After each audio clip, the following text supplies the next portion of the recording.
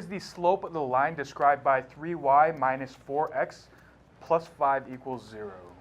3y minus 4x plus 5 equals 0. Okay, so this is one of the things if we want to find the slope, and we typically think of slope as m equals something. What we want to do is write this in slope-intercept form. I'm going to go through this kind of quickly, just because of time. But we need this to be in slope-intercept form because this form clearly indicates the slope is m. So all we really need to do for this is get the y isolated on one side of the equation. So in order to do that, we're going to just subtract 5.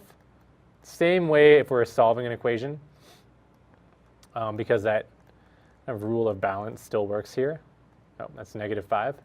And we're going to continue moving everything over. So I'm going to add 4x,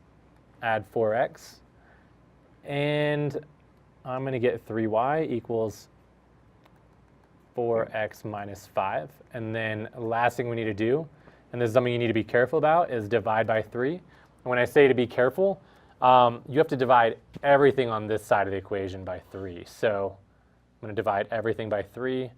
These cancel out. If you want to be extra careful, what I sometimes tell my students to do is to just do this, right? And divide every term by 3. That way you're making sure you're hitting everything. These 3's are going to cancel out, and I get y equals, I can rewrite this as 4/3 x minus 5/3. And leave it as a fraction. Yeah, leave it as a fraction. A lot of times students want to convert it to decimals, but if you wanted to graph this, if you think about how you graph a line, you do rise over run. So if you put this as a decimal, you're just going to have more work to undo that in a little bit. Now the great thing is, when it's in this form, the m is very obvious. Our slope is 4/3. Great. So you got a lot of different forms for a line. Again, you want to pick the one that's going to be most efficient.